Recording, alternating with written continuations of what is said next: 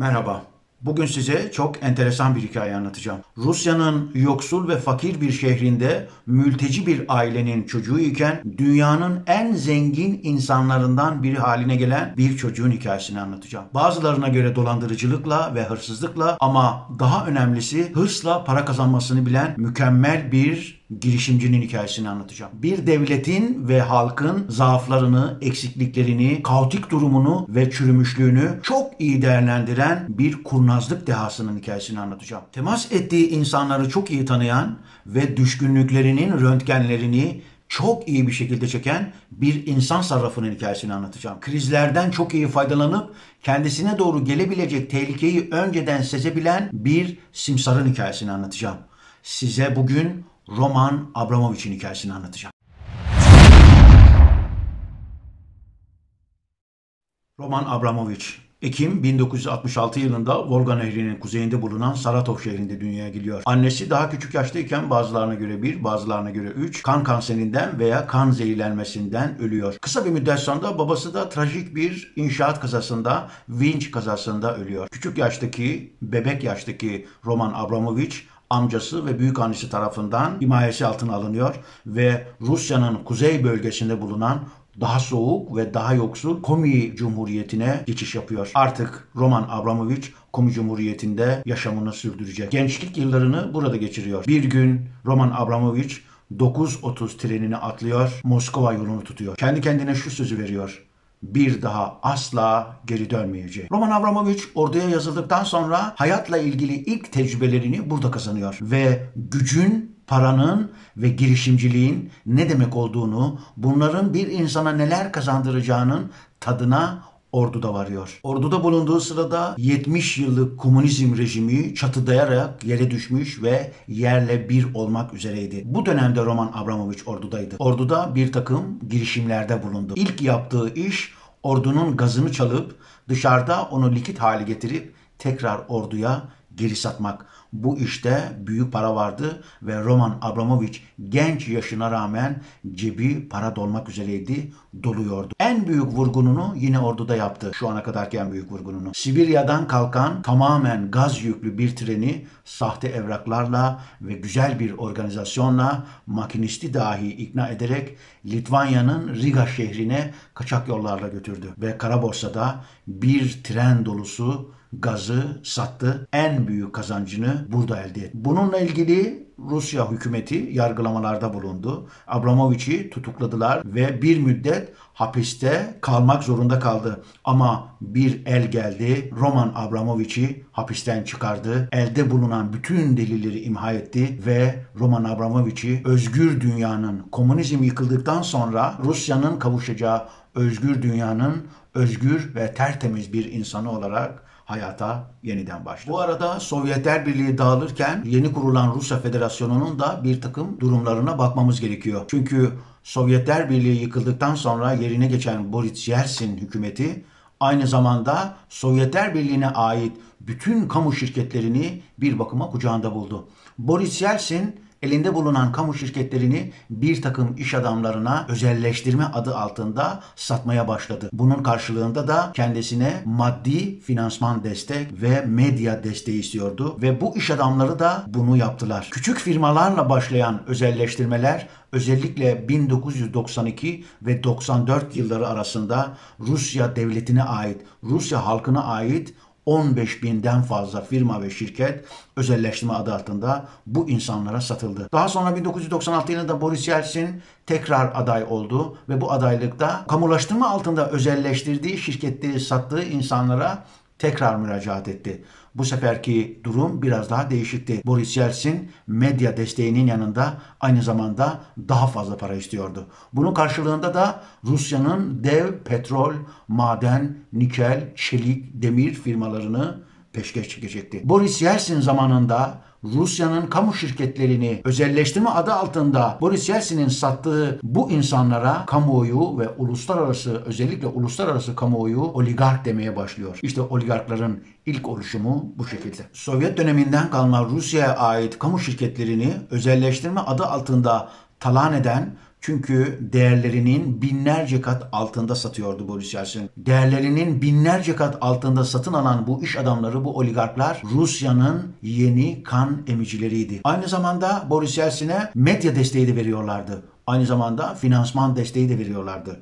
Ama verdikleri bu destek karşılığında alacaklarının yanında devede kulak gibiydi. Çünkü bir verip adeta 1000 alıyorlardı. Ekonomik liberalleşmenin küçük işletmelere izin verdiği Rusya'nın bu perestroika döneminde Abramovich, Rus ordusundan ve halkından aldığı paralarla iş hayatına giriyordu. Moskova'da sigara, lastik, oyuncak bebek ve oyuncak ördek ticareti yapıyor. O döneme göre iyi derecede birikime sahip. Daha sonra Roman Abramovich tüm parasını petrol ve ulaştırma sektörüne yatırıyor. Çünkü görüyor ki petrol ve ulaştırma dönemin en çok getiri getiren kalemleri. Çünkü Sovyetler Birliği'nin ana üretim maddelerinin başında petrol, gaz ve madenler geliyor. İşte bunu keşfeden Roman Abramovich petrol ve ulaşım işine giriyor. Burada da şansı yine yaver gidiyor ve iyi derecede para kazanıyor. Artık o orta derecede sayılabilecek bir iş adamı oluyor.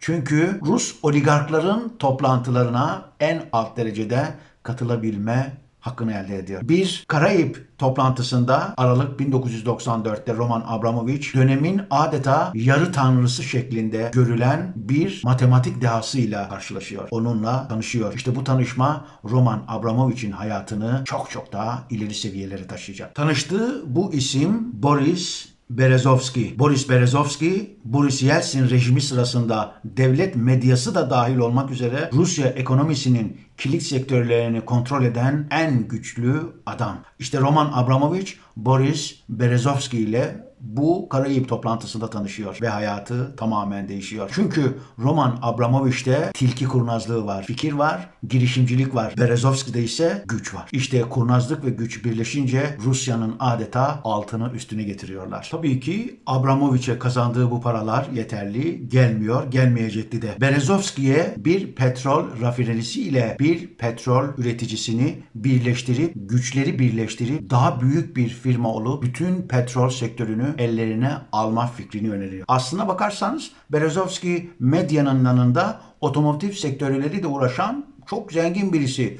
Ama bu fikir, Abramovich'in bu fikri Berezovski için kulağa daha hoş geldi. Berezovski fikrini Boris Yeltsin'e açıyor. Boris Yeltsin bu fikri uygun buluyor ve Abramovich henüz daha 29 yaşındayken Boris Yeltsin bir şirket kararnamesi yayınlıyor. Kararnameyle kuruluyor şirket. Şirketin ismi Sibneft. Bu Sibneft şirketi maceraya, Rusya'daki macerasına bu şekilde başlamış oluyor. Boris Yeltsin tarafından kurulan, Ağustos 1995'te kurulan Sibneft petrol şirketi kamunun malı. Ama bu kamunun malı özelleştirip başka bir oligarka veya yeni bir oligark adayına satılması gerekiyor. Zaten bu şirketin fikir babası Roman Abramovich.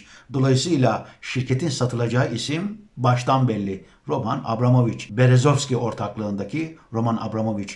Ama Sibneft'in ortaklık şartları biraz daha değişik. Çünkü o dönemde Rusya'da işleri yapma usulleri biraz daha değişik. Nitekim gelecekte bununla ilgili Berezovski ile Abramovich arasında İngiltere'de bir dava açılacak ve bu davada Berezovski kaybedecekti. Rusya'daki devletin içinde uygulanan ileride bahsedeceğimiz bu yöntemle ilgili. İşte Abramovich zaten kendisinin fikir babası olduğu Sibneft şirketini devletten özelleştirme adı altında satın alacaktı. Ama karşısına bir rakip çıktı. Çinliler. Çinliler de bu özelleştirmeye sessiz kalmadılar. Bu özelleştirme adı altındaki Rus talanına kendileri de ortak olmak istediler. Çinli bir firma Sibnet ihalesini almak için ihalenin içine giriyor. Ama Abramovich karşısında Çinlilerin şansı neredeyse sıfır. Çünkü Abramovich Çinli müzakere personelini müzakere boyunca, ihale boyunca alıkoyuyor. Bir evde hapsediyor. Ta ki İhale neticelenene kadar. İhale neticelenince Çinli serbest kalıyor. Tek kişiyle girilen ihale, Abramovich tarafından tek kişiyle girilen ihale tabii ki Abramovich'e kalıyor. Piyasa değerinin tabii ki çok altında alınıyor ihale. Ama işin enteresan tarafı da şu. 240 milyon euroya ihale Abramovich'e satılıyor. Ama Abramovich'in cebinden çıkan para yaklaşık 19 milyon euro. Geri kalanı yine bankalar aracılığıyla. Hangi bankalar mı?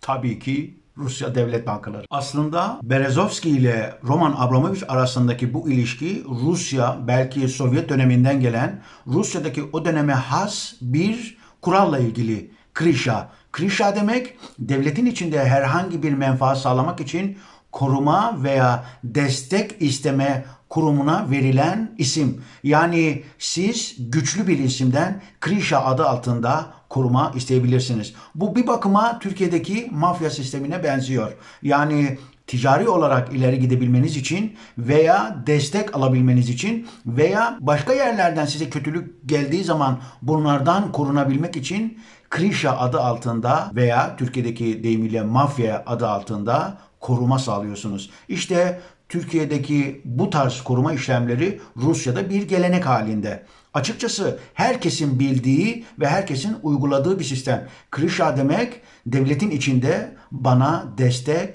ve yardımcı ol demek. Krişa adı altında yapılan bu destek ve yardımlar tabii ki bir bedeli var. O dönemde Berezovski'nin Abramovich'ten Krişa adı altında aldığı paranın aylık miktarı 10 milyon euro. Boris Yeltsin'in Krişa adı altında aldığı paranın miktarı ise tahmin edilen 1 milyar euro. Boris Yeltsin iktidara kalmak için oligarklarla yaptığı bu üstü kapalı işbirliği Boris Yeltsin'i ihya etti. Boris Yeltsin iktidarda kaldı. Aynı zamanda Rus halkına ait, devlete ait bütün kurumları, hemen hemen bütün kurumları özelleştirme adı altında bu oligarklara peşkeş çekti. Değerlerinin 1/1000 fiyatına.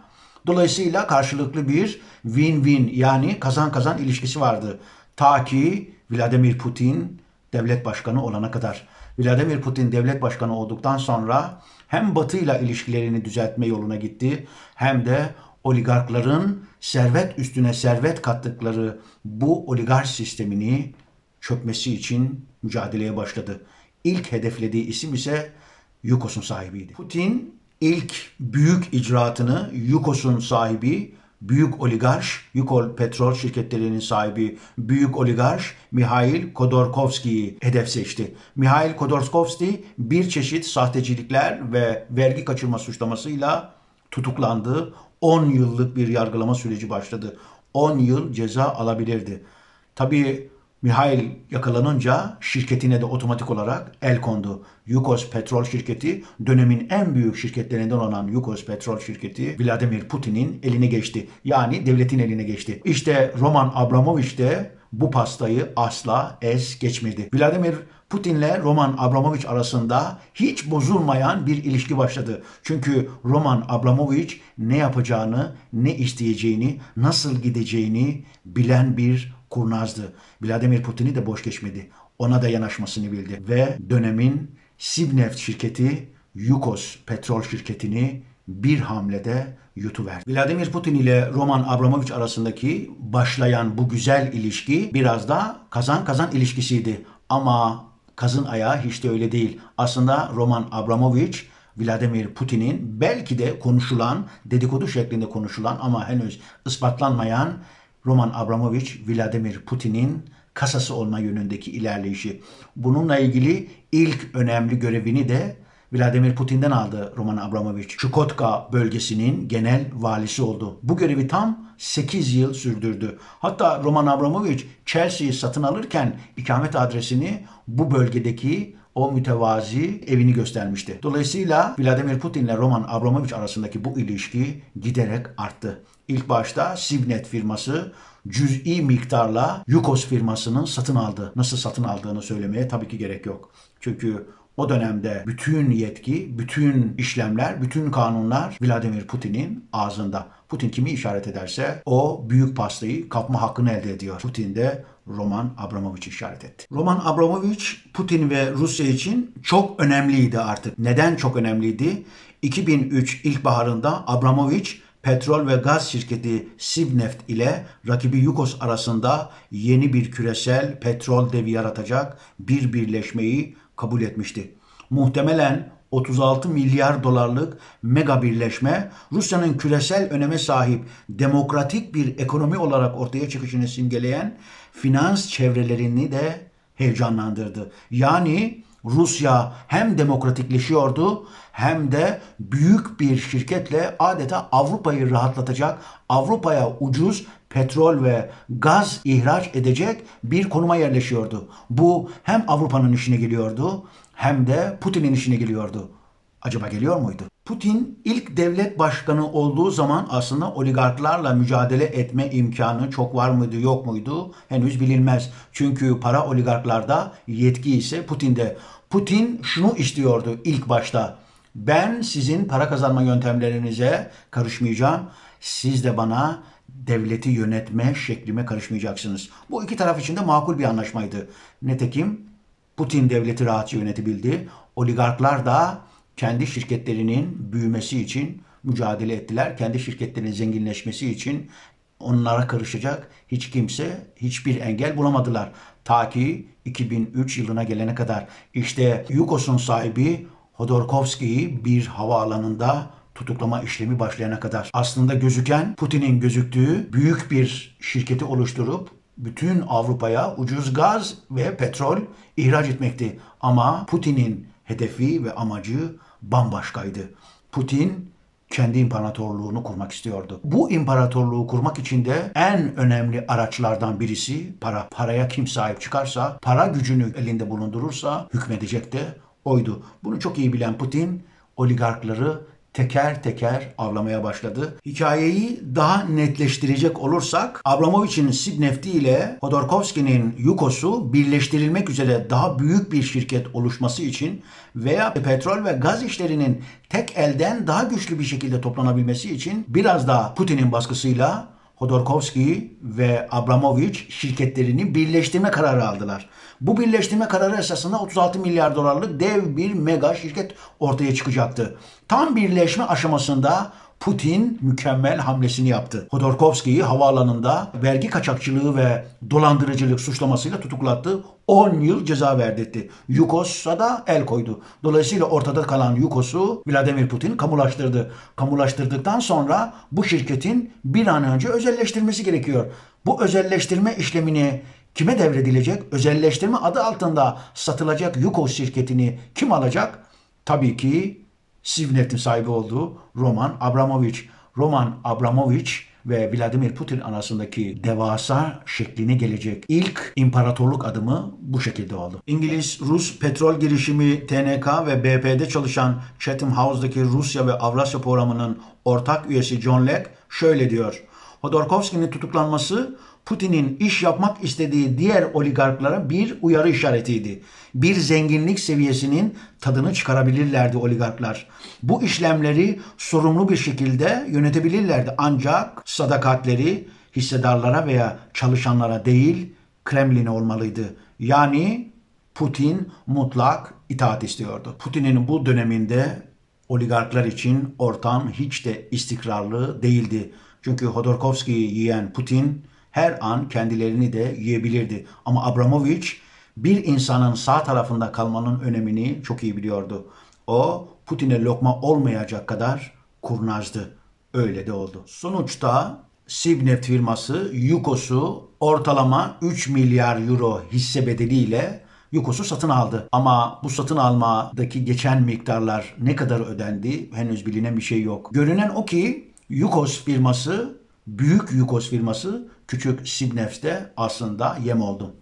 Burada Abramovich'in dahiyane ilerleyişi söz konusu. Çünkü Sibnet firmasını cüz'i bir miktar olan 240 milyon euroya kurmuştu. 2005 yılına gelindiğinde ise devlet şirketi olan Gazprom, Yukos'un sahibi Sibneft'i yaklaşık 13 milyar dolara satın alacaktı. Yani 240 milyona kurduğu şirket 10 yıl içinde yaklaşık 1000 kat kar ederek tekrar Rus devletini satacaktı Abramovich. İşte bu satışla beraber Abramovich artık zengin bir insandı. Artık milyoner değil, milyarderdi. Bu parasını mutlaka bir şekilde değerlendirecek. Rusya'nın doğal kaynakları talan edilerek adeta yağmalanarak oluşturulan bu zenginliğin paraları tabii ki Rusya'da kalamazdı. Rusya sonuç itibariyle demokratikleşme adı altında hukukun üstünlüğünü ön plana çıkarmak isteyen bir devlet olmaya doğru gidiyordu gibi gözüküyordu ama bu görünen tarafı aslında Vladimir Putin kendi imparatorluğunu, diktatörlüğünü kurmaya çalışıyordu. Bunu bilen Roman Abramovich paralarının hepsini Rusya'da tabii ki tutamazdı. Tutmadı da. Rusya'dan para çıkarmak için de bir takım yollar veya yöntemler geliştirmeliydi. Zaten halihazırda bu tarz karanlık insanların paralarını aklamak için dünya üzerinde çeşitli yerler var. Malta gibi, Man Adaları gibi, Seyşeller gibi veya Kıbrıs gibi. Abramovich Kıbrıs'ı tercih etti. Kıbrıs'ta kendi adı üstünde olmasa bile bir takım düzenlemelere, organizasyonlara girdi. Tabii ki yalnız değildi. Kendi yanına bu tür işlemleri bilen bir takım insanlarla beraber yaptı. İlk kurulan şirket ise Kravin Investment oldu. Abramovich bütün işlemlerini bu Kravin Investment'la yapacaktı. Putin'in oligarklara karşı bu sert tutumu tabii ki diğer oligarkları ürkütmüştü. Özellikle Boris Berezovski soluğu İngiltere'de almıştı. Aynı zamanda İngiltere'den de Putin aleyhine konuşmayı, eleştiriler yapmayı sürdürüyordu. Abramovich kavgayla, gürültüyle ilerlemek istemiyordu. Hiçbir zaman Vladimir Putin'i eleştirmedi. Bilakis Vladimir Putin'le her zaman ortak hareket etti. Bir kedi sessizliğinde ilerlemeyi sürdürdü. Ama paralarını Putin'in elinden kurtarmayı da başarmış oldu. Peki Roman Abramovich Rusya'dan çıkardığı paraları Vladimir Putin'den habersiz mi yaptı yoksa ortak mı hareket etti? Bunu bilmek henüz mümkün değil. Ama görünen o ki Vladimir Putin Roman Abramovich'in paralarını dışarı çıkarmasıyla ilgili herhangi bir engelleme veya herhangi bir barikat ve blokaj koyma adına yaptığı hiçbir fiil yok. Dolayısıyla akla şu geliyor. Aslında Roman Abramovich'in attığı bütün adımlar Putin onaylıydı. Bunu da John Legg şöyle söylüyor. Eğer Roman Abramovich Chelsea'yi almak için Putin'den izin almasaydı asla almayacak. Tabii ki Roman Abramovich bunu perdelemek için kendine yeni cümleler kurarak perdelemeye çalıştı. BBC'ye verdiği belki de ilk ve tek röportajda şöyle diyor. Artık Rusya'dan sıkıldığını ve yeni mücadelelere, yeni arayışlara girdiğini söylüyordu. Bu yeni arayışların başında ise futbol gelecekti. Chelsea'yi 2003 yılında satın aldı. Bu da Abramovich'in Rusya haricindeki ilk büyük girişimiydi. Aslında Roman Abramovich'in ilk tercihi Chelsea değildi tabii ki. İsrailli futbol menajeri ve danışman Pini Zahavi birçok seçenek sunmuştu Roman Abramovich'e. İlk başta Portsmouth bahsedilenler arasındaydı. Aynı zamanda Manchester United da bu listenin içindeydi. Ancak Chelsea'nin özelliği çok cazip gelmişti Roman Abramovich'e. Kulüp Londra'daydı ve bu da zengin Rus elitlerinin ikinci evi olmuştu Londra. Chelsea aynı zamanda mali sıkıntılar içindeydi. Ama İngiliz derin yapıları, İngiliz kraliyet yapıları Rus parasının neredeyse tamamının ülkelerine gelmesinden hiç de rahatsız değillerdi. Oligarklar istedikleri parayı istedikleri miktarda İngiltere'ye getirip yatırım yapabilirlerdi. Bunda herhangi bir sıkıntı görmüyorlardı. Adeta kırmızı halı seriyorlardı Rus oligarkların paralarının İngiltere'ye gelmesinde. İşte Tony Banks de bu kadar yollarının açılması karşısında biraz şüpheli davranıyordu, şüpheli konuşuyordu. Bu çok normal bir şey değil. Ama İngiliz derin yapılarını etkilemesi Tony Banks'in mümkün tabii ki değildi. Kulüp 23 milyon dolarlık faiz ödemesini karşılamakta dahi zorlanıyordu. İşte Roman Abramovich'in Chelsea'nin Londra'da olması ve yeni Rus oligarkların Londra'da ikamet etmesi ve etmeye başlaması Londra'daki kulübü alması için cazip bir etkendi. Temmuz 2003 yılında 140 milyon sterlin karşılığında Chelsea'yi satın aldı. Tabii ki Roman Abramovich Chelsea'yi alırken direkt parasını Chelsea'ye yatırmadı. Bunun bir yöntemi, usulü vardı. Bu paraların düzenli bir şekilde iyi bir organizasyonla aynı zamanda aklanması da gerekiyordu. Bu açıdan Kravin şirketi Karayip Adaları'ndaki Kelvedon Worldwide şirketine bir takım yaklaşık 1 milyar eurodan bahsediliyor. 1 milyar euroyu Kravin şirketi Kelvedon şirketine 1 milyar euro faizsiz borç veriyor. İşte Kelvedon şirketi de Chelsea'ye bu paraları aktarıyor. Dolayısıyla Kıbrıs, Karayip Adaları üzerinden dolandırılan para Chelsea'nin kasasına girmiş oluyor. Böylece Abramovich parasını da dışarıya çıkarmaya başlamış oldu. Abramovich, Kıbrıs üzerindeki Kravin şirketi ve Virginia adalarındaki Kelvedon şirketi aracılığıyla ilk 2 yıl yaklaşık 382 milyon sterlini Chelsea'ye aktarmayı başardı. İlk 2 yıl içinde Chelsea 230 milyon sterlinlik transfer harcaması yaptı. Bu dönemin devleri Manchester United, Real Madrid ve Juventus'un toplam harcamalarından bile fazlaydı. Abramovich, Chelsea Temmuz 2003 yılında 140 milyon sterlin karşılığında devraldığı sırada İşçi Partisi milletvekili ve Chelsea taraftarı olan Tony Banks nadir görülen şüphecilerden birisiydi İngiliz politikacıları arasında.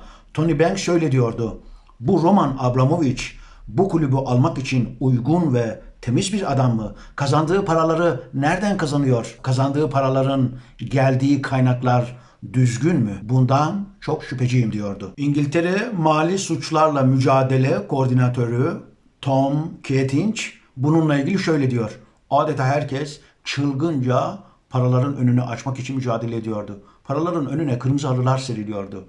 Ama bu paraların kaynağının nereden geldiğiyle ilgili soru sorulduğuna ise çok şüpheliyim." Paralar Kıbrıs'a gidiyor. Kıbrıs'tan Virginia adalarına gidiyor. Virginia adalarından Chelsea'nin kasasına akıyordu.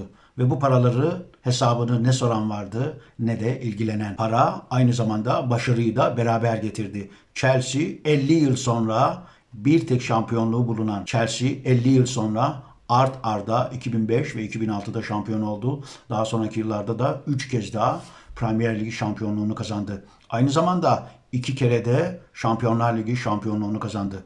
Para başarıyı getiriyordu. Ancak Chelsea'ye akıtılan para da başarı geldikçe miktarı da artıyordu. 2007 yılına gelindiğinde Chelsea'ye aktarılan para yaklaşık 578 milyon sterlindi. 2014 yılına gelindiğinde ise bu para yaklaşık 1 milyar sterline ulaşmıştı. Chelsea futbol takımı satın alındıktan sonra, Abramovich tarafından satın alındıktan sonra transfer piyasasına çılgınca dalmıştı. Hemen hemen her transferi rekor seviyedeydi.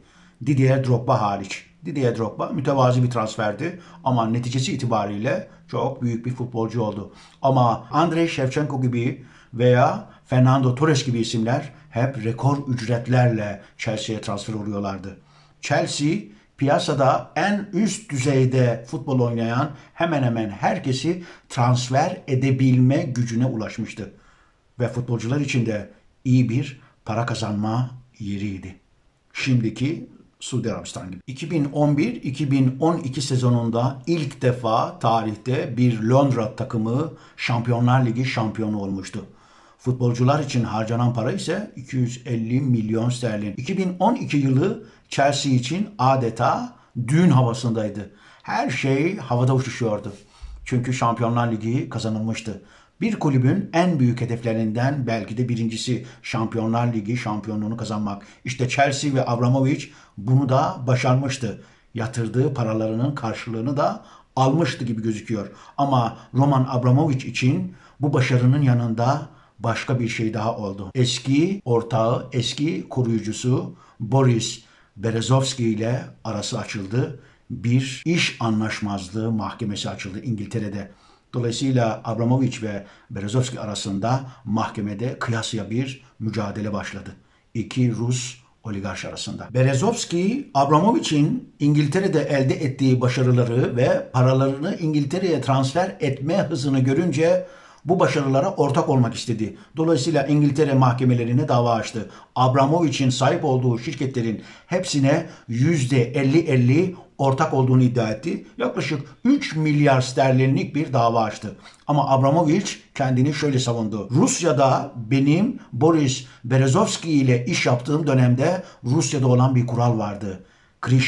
Krisha yani devlete karşı, devlete iş yapabilme imkanını kazanabilmek için o insana ödenen paranın adı, yani koruyuculuk ve kollayıcılık parası. Dolayısıyla benim verdiğim sadece bu Krisha adı altında verdiğim paralardır veya Berezovski ile olan ilişkim sadece Krişa adı altında olan bir ilişkidir. Dolayısıyla ticari olarak herhangi bir ilişkim yoktur dedi ve bunu ispatlamak için bir takım belgeler ortaya saçtı. Tabii ki Boris Berezovski de boş durmadı. Roman Abramovich'in Rusya'dan İngiltere'ye geliş hikayesini ve Rusya'da nasıl geliştiğinin hikayesini mahkemede anlattı. İşte bundan önce size anlattığım bu bilgiler birçoğu Berezovski'nin mahkemeye ifşa ettiği bilgilerden alınma. Roman Abramovich, Boris Berezovski ile olan mahkemedeki iş anlaşmazlığını kazanmıştı. Roman Abramovich beraat etti. Ancak Boris Berezovski için aynı şeyleri söylemek mümkün değil. Özellikle Roman Abramovich hakkında Rusya'daki hayatı ve İngiltere'deki hayatıyla ilgili, İngiltere'ye para transferiyle ilgili ortaya saçtığı belgeleriyle ortaya saçtığı ifşaatlar Boris Berezovski'nin hayatına mal olacaktı. Aynı zamanda Boris Yeltsin hükümeti zamanından sonra Vladimir Putin'e karşı söylediği söylemler, eleştiriler ve Vladimir Putin'in yaptığı yanlışları ortaya dökme şekli onun canından etti. 2003 yılında Boris Berezovski evinde asılı halinde bulundu. Berezovski engelini aşan Roman Abramovich için futbol finans uzmanı ve Futbolun Fiyatı kitabının yazarı Kieran Maguire şöyle diyor: Roman Abramovich futbolu milyonluk insanların oyuncağından milyarlık insanların oyuncağı haline getirdi. Roman Abramovich Chelsea'ye o kadar çok fazla paraya aktarıyordu ki Chelsea ile mücadele etmek neredeyse imkansız hale geldi. Hatta dönemde Arsenal Teknik Direktörü Arsene Wenger şöyle diyordu: bu artık finansal doping haline geldi. Yani futbolcular finansal dopingle rakiplerini egale ediyorlardı. Ve bu şekilde mücadele etmek neredeyse imkansız dedi. Bunun üzerine UEFA harekete geçti. UEFA Fair Play kurallarını 2011 yılında yürürlüğe koydu. Futbolun Fiyatının kitabının yazarı Kieran Maguire bununla ilgili şöyle diyor: Roman Abramovich ve Manchester City'nin sahibi Şeyh Mansur olmasaydı finansal fair play'e sahip olamazdı.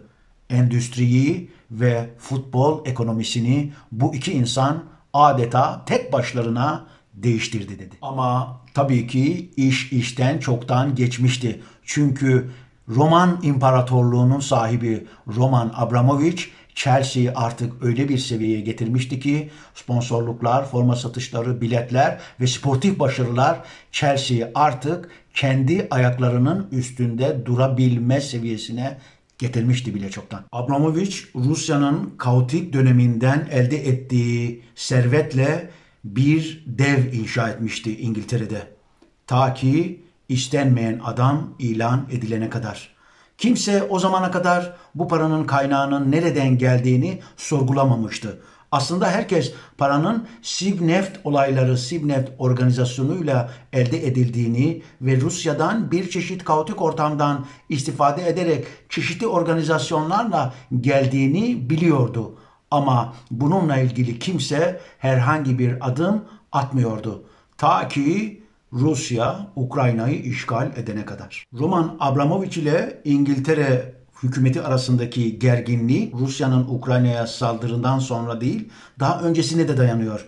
Özellikle 2018 yılında iki Rus ajan Sergey ve Yulia Skripal'in zehirlenmesi olayının ardından İngiliz yetkililer İngiltere ve Rusya arasında gerginlik artınca Abramovich'in vizesinin yenilenmesini ertelediler.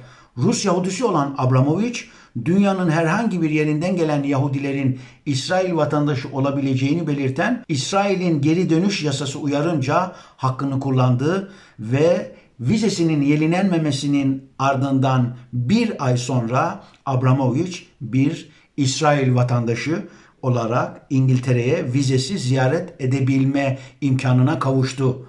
Ancak İngiliz hükümeti sadece ziyarete izin verdi. Çalışmasına ve ticari işlem yapmasına izin vermediler. 30 Nisan 2021'de Abramovich sefaret Yahudisi olarak bu sefer vatandaşlık yasası uyarınca Portekiz vatandaşı oldu. Abramovich'in başarılı olan bu başvurusu Engizisyon sırasında İber Yarımadası'ndan sürülen sefaret Yahudilerinin torunlarına vatandaşlığa kabul edilmesini sağlayan bir Portekiz yasasını kullanması sayesinde oldu. Abramovich böylece İngiltere vizesi başvurusu geri çekildikten 3 yıl sonra Avrupa Birliği vatandaşı olmuştu. 2021 Şampiyonlar Ligi finalinde Chelsea şampiyonluğu kazandı. Portekiz'in Estadio do Dragão stadında yapılan maça tabii ki Portekiz vatandaşı olan Roman Abramovich de tribündeki yerini almıştı. Tribünden bütün dünyaya sırıtarak şampiyonluğunun keyfini çıkarıyordu. Ama keyfi bozulan birisi daha vardı. Şampiyonlar Ligi şampiyonluğunu kazanan gülümsemenin dünya çapında yayınlandığı bu görüntü İşçi Partisi milletvekili Chris Bright'ın hoşuna gitmedi. Chris Bright, Abramovich'e yaptırım uygulaması çağrısında bulundu ve eski Rus casus Sergei Skripal'in Salisbury'deki Novichok zehirlenmesinden sonra İçişleri Bakanlığı'nın yazdığı bir rapora atıfta bulunarak şöyle dedi: Majesteleri hükümetinin yasa dışı finansmanı ve kötü niyetli faaliyetleri hedef alan Rusya stratejisinin bir parçası olarak Abramovich, Rus devletiyle olan bağlantıları ve yolsuzluk faaliyetleri ve uygulamalarıyla olan kamusal ilişkisi nedeniyle majestelerinin ilgisini çekmeye devam ediyor. Bunun bir örneği Abramovich'in mahkeme duruşmalarında siyasi nüfus için para ödediğini itiraf etmesidir diyor. Yani kraliyet hükümeti Roman Abramovich'in önünü açtı. Dolayısıyla Roman Abramovich sırtını Rusya Devlet Başkanı Vladimir Putin'e vererek İngiltere'de bir takım faaliyetlerde bulundu. Ama kraliyet hükümeti, İngiliz hükümeti gelen bu paranın hatırına bunlara sessiz kaldı dedi kısaca. Tabii ki İngiliz derin devleti buna sessiz kalmadı ve eski defterleri açmaya başladı. Tam bu sırada Freaky Crew denen bilgisayar korsanları Abramovich'in geçmişinden para aklamaları ile ilgili neredeyse birçok dosyayı ortaya saçtı. Yaklaşık 300.000 dosya. Bu İngiltere'nin önde gelen gazetelerinden The Guardian'a haber konusu oldu. Alman gazetesi Bild de bununla ilgili çeşitli haberler yaptı. Daha doğrusu Abramovich'in Rusya'dan Kıbrıs'tan Virginia adalarından Chelsea'ye akıttığı paraların kaynaklarını belgeleriyle beraber ortaya saçılmış oldu. Kıbrıs'ta ilk başta kurulan şirketin yanında bu şirkete yardım eden başka Kıbrıs menşeli bir şirket daha vardı. Merit Servus. Abramovich'in görünmek istemediği şirketi Merit Servus'a yetki veriyor. Merit Servus, Abramovich tarzı bütün şirketlerin, Abramovich'e ait bütün şirketleri Abramovich adına hisselerini, yatırımlarını ve diğer finansal işlemlerini Abramovich adı anılmadan, Abramovich'in yüzü gözükmeden perde önünde yöneten şirket. Bu şirket de merkez ofisi Limassol'da. Dimitris aslında biri oğlu ve kızıyla bu şirketi yönetiyor. Bu şirket özellikle Freaky Crew dosyalarından sonra ve Rusya'nın Ukrayna'yı işgal ettikten sonra Rusya'ya uygulanan yaptırımlardan sonra Güney Kıbrıs Rum Cumhuriyeti Cumhurbaşkanı tarafından da bu konu ele alınmış ve ibre daha çok Amerika ve İngiltere tarafına kırılmıştı. Aslında Roman Abramovich kurduğu şirketleri kiraladığı bu tarz ufak muhasebe firmalarına yönettirerek kendisini buralardan uzak tutup kirlenmeden kendisini arındırıyordu. Roman Abramovich işleri iyi giderken bir anda işler tersine dönmeye başladı. Rusya yaptırımı neticesinde. İngiltere ve Avrupa Birliği hükümetleri ve yanında Amerika Birleşik Devletleri Abramovich'i Kremlin'in yanlısı bir oligark olarak nitelendirdi ve Mart 2022'de Putin ile yakın ilişkilerden yararlandığı iddiasıyla ona yaptırım uygulamaya başladı.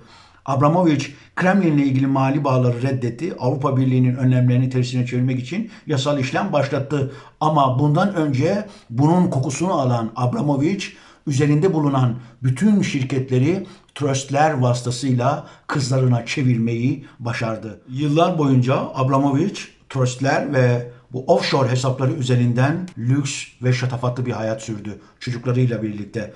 Abramovich ve ailesinin yüksek bir hayat yapmasını sağladığı buradaki tröstler ve Rusya'dan çaldığı, çırptığı, talan ettiği bu paralar. Airbus, helikopter, hatta Karayipler'de pop yıldızı Prince'i özel bir konsere çağırmak gibi lüks ve şaşalı hayatlar. Ama Abramovich için değişen bir şey daha oldu. Yaptırımlar. Abramovich Rusya'ya uygulanan bu yaptırımdan kendisini de kurtaramadı. Ancak şirketlerinin büyük bir kısmını bu yaptırımlardan kurtarmış oldu. Roman Abramovich, siz ne kadar yaptırım uygularsanız uygulayın, her zaman bir adım önde olmayı tabii ki başarıyor. Çünkü o çok kurnaz. Roman Abramovich kendi kulübü değil, aynı zamanda Avrupa'nın başka liglerinin başka kulüplerine de el attığı gözüküyor. Özellikle Hollanda Ligi'nde oynayan Vitesse. Vitesse'ye 2010 yılında Gürcü eski futbolcu Merab Yordonya tarafından Vitesse devralınıyor, satın alınıyor. Yordonya 2013 yılına kadar Vitesse'nin başkanlığını yapıyor. Vitesse 2013 yılından sonra başka bir Rus milyarder oligark olan Rus iş adamı Alexander Chigrinsky'yi başa getiriyor. Chigrinsky tarafından satın alınıyor. Chigrinsky ile beraber 2017 yılına kadar aslında Yordonya ve devamında Chigrinsky ile beraber Roman Abramovich Vitesse'nin de dolaylı sahibi olmuş oluyor. Çünkü bütün finansmanını Roman Abramovich sağlıyor. Kulübe 2010 ve 2017 yılları arasında aktarılan rakam ise yaklaşık olarak 117 milyon euro. 1995 yılında başlayıp ta 2022 yılına kadar süren ve bu arada da 2003-2022 yılları arasında da İngiltere'de devam eden bir yaşam öyküsünün hikayesiydi. Roman Abramovich yoksulluktan ve fakirlikten çıktığı yola dünyada sayılı milyarderlerin arasına girmeyi başardı. Roman Abramovich'in Rusya'nın Saratov şehrinde başlayıp İngiltere'de hala devam eden yaşam serüveniyle ilgili kısaca bir özet geçmeye çalıştık. Fakirlikten, yoksulluktan, mültecilikten biraz dini kullanarak, biraz zekayı kullanarak, biraz karşı tarafın kabiliyetlerini de yönlendirerek oluşturduğu fırsatları nasıl değerlendirdiğini anlatmaya çalıştık. Roman Abramovich gibi belki sizin çevrenizde de, sizin yaşadığınız ülkede de birçok Roman Abramovich vardır. Siz olun, ülkenizdeki, memleketinizdeki, yaşadığınız topraklardaki Roman Abramovich'lere rastlarsanız onların hayat hikayelerini göründüğü gibi değil, perde arkasında çevirdiği dolapları, yolsuzlukları, talanları, yağmaları bulmaya çalışın. Bu arada buraya kadar dinlemişseniz kanalımızı beğenmeyi, yorum yapmayı ve bildirimleri açmayı lütfen unutmayın. Hoşça kalın.